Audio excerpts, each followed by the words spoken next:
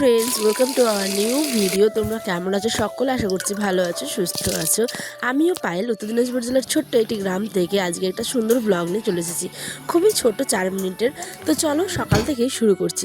আজকে ভোরবেলায় উঠেই একেবারে রান্না করতে হয়েছে হঠাৎ করে। জানো, কতদিন পর যে এই পবিত্র রমজান মাসে রাত্রে রান্না করলাম, এটা একটা অন্য রকমের শান্তি। করেও জানো, বহুদিন পরে, ধরতে গেলে 1 বছর আগে করেছিলাম। আর আজ যেহেতু চতুর্থ রমজান, আজ থেকে আমি রোজা শুরু করলাম, তো একটা অন্যরকম মনের ভিতরে খুশি। তো দেখো, ঘুম থেকে উঠে, এটা ছিল গতদিনের ব্লগ, তো উঠেই ঝাড়ঝাটা দিয়ে দিয়েছি বাড়িঘর, তারপরে গেটটাও খুললাম। এদিকে আয়ন বলে, মা আমি কেক খাবো, তো ওকে কেক কিনে দিলাম। আর ওয়েদারটাও দেখো কি সুন্দর, আজকে পরিষ্কার ওয়েদার একেবারে। আর আমাদের আম গাছগুলোতেও কিন্তু মুকুল চলে এসেছে খুব সুন্দরভাবে। তো ভোরে কী কী রান্না করলাম সামান্য কিছু তোমাদের সাথে আজকে শেয়ার করেছি। দেখো, মুক্ত পাখিগুলো খোলা আকাশে কি সুন্দর উড়ে বেড়ায়, তাই না? তো আজ যেহেতু রোজা ধরবো, তাই সকালবেলায় একেবারে সমস্ত কিছু বিছানা চাদর থেকে শুরু করে বালিশের কভার, কম্বল সমস্ত কিছু কেচে একেবারে পরিষ্কার করে রাখবো, যেহেতু আগামীকাল থেকে রোজা রাখবো সেই কারণে। এখন আমি ভয় দিচ্ছি বন্ধুরা, কিন্তু একটু ছোট্ট একটা ইনসিডেন্ট তোমাদের সাথে শেয়ার করি। এখন বাজে ভোরবেলায় বলা যায় 5টা 5:30টার মতো।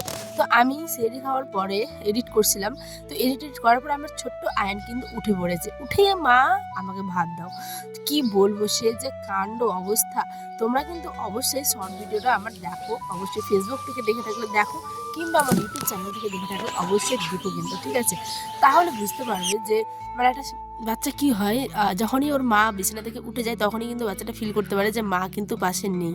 এটাই আর কি বলতে চাইছি। তো যাই হোক, চলো উঠোনটাতেই আজকে ভাবলাম যে একটু রান্না করি। উঠোনে যেহেতু আমার চুলা আছে, তো একটা ছোট্ট চুলা দিয়েছি।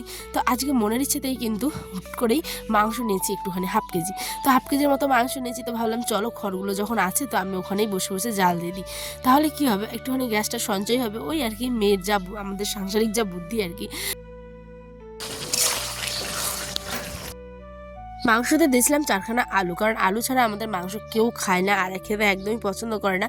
তো চলে আসলাম রাত্রের খাবারের রান্না করতে। রাত্রে করেছি হচ্ছে ভাত, আর সাথে করব হচ্ছে এই যে কী বলে ওটা, শিম আলু ভাজা। তো কাঁচা লঙ্কা সাদা জিরে ফোড়ন দিয়ে শিম আর আলুটা কুচি করে ভাজি করে নিব, আর সাথে কিন্তু ভাত। কিন্তু আজকে যেহেতু ভোরবেলা রান্না করব, তো সেই কারণেই দেখো মনটা অনেক কিন্তু আজকে আনন্দ আমার।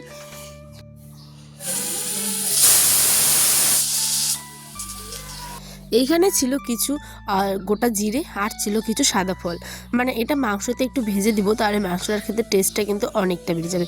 চলো, রাত্রের খাবারে যে স্যালাড, মানে স্যালাড বলতে শুধু গাজর, বিটটা আনা হয়নি, আর শশা যেহেতু ঠান্ডা, আমাদের প্রত্যেকের সর্দি লেগেছে, সেই জন্য স্কিপ করেছি ওইটা। আর এদিকে প্রেশারে ভাত, আর এদিকে হচ্ছে মাংস। কড়াই টড়াই নিয়ে ডাইনিং টেবিলে পুরো বসে গেছি। আমরা যেহেতু নিজেরাই খাই, তাই এমন কোনো ব্যাপার নেই যে সাজিয়ে গুছিয়ে 14খানা প্লেট নিয়ে বসতে হবে। আমরা যেরকম খাই তেরমটাই তোমাদের সাথে শেয়ার করি। এই যে ভোরবেলা এখন চলে এসেছি আমার এখানে কলপাড়ে আর কি জল নিতে, ভাত বসাবো, সেই কারণে সেহরি রান্না করব। আর দেখো, সেহরিতে এই একটা জিনিস আমি কিন্তু পুরো উল্টোভাবে করি। তোমরা কি এরম করো? অবশ্যই কিন্তু আমার কমেন্টে জানাবে। দাঁড়াও, স্কিপ করে যেও না। বলবো তো বন্ধুরা, তার আগে দেখি বর্মা উঠেছে কিনা। দেখি যে মা বর্মাও উঠে কিন্তু ভাত রান্না করছে, মাংস জল দিচ্ছে, ঠিক আছে? কারণ আমাদের মানে রোজার এমন একটা নিয়ম, যদি কেউ না ওঠে আশেপাশে ঘুমিয়ে থাকে, তাহলে কিন্তু মানে ডেকে দিতে হয়। তাহলে দেখবে অনেকটা নেকি স্বভাব তুমি কিন্তু পাবে। তো আমি যেহেতু রাতে ভাত করলাম, মানে ভাত বলতে 4টা বেজে গেল, তো একটা ভাবলাম চলো আলু সেদ্ধও দিয়ে দিয়েছিলাম ভাতে, শুকনো লঙ্কা পুড়িয়ে ভালো করে লবণ তেল দিয়ে একটু ঝালঝাল করে করলাম, কারণ ভোরবেলা খাবো আজকে প্রথম, কিন্তু খেতে ইচ্ছে করবে না কিনা জানি না। তাই যে রাতে শিমের ভাজা, মাংস, আর ঝালঝাল করে আলু ভর্তা, লবণ তেল দিয়ে, পেঁয়াজ ছাড়া, পেঁয়াজ গেলে গ্যাস হতে পারে, ঠিক সেই কারণে। তো আমি এবার চলো বিসমিল্লাহ বলে খাওয়া দাওয়া শুরু করি। খাওয়া দাওয়া এদিকে আমি এখন খাচ্ছি। আর ওই যে নিয়মটার কথা বললাম, দেখো অনেকে কি করে, ব্রাশ করে কিন্তু খেতে বসে, কিন্তু আমি আবার জল দিয়ে জাস্ট মুখ ধুয়ে কিন্তু খাই। আর খাওয়ার পরে একদম কলগেট দিয়ে ব্রাশ করে কিন্তু ঘুমাই। তাহলে কি হয়, সারাদিনের যে লোকের সাথে কথা বলা বা নিজেরই একটা ফিল হয়, ফ্রেশনেস, বুঝেছো? আর যখন খাওয়ার আগে ব্রাশ করবে, তখন না আবার খেয়ে নিলে সেই মুখের মধ্যে পরে মানে একটুখানি স্মেল থেকেই যেতে পারে। তো সেই কারণে আমি 2বার করে মুখ ধুয়ে নিই, শুধুমাত্র প্রথমে জল দিয়ে, আর এখন হচ্ছে গিয়ে খাওয়ার পরে ব্রাশ। তো কেমন লাগলো অবশ্যই কমেন্টে জানিও। টাটা, দেখা হবে আগামী দিন দারুণ একটি ব্লগের সাথে। আল্লাহ হাফেজ।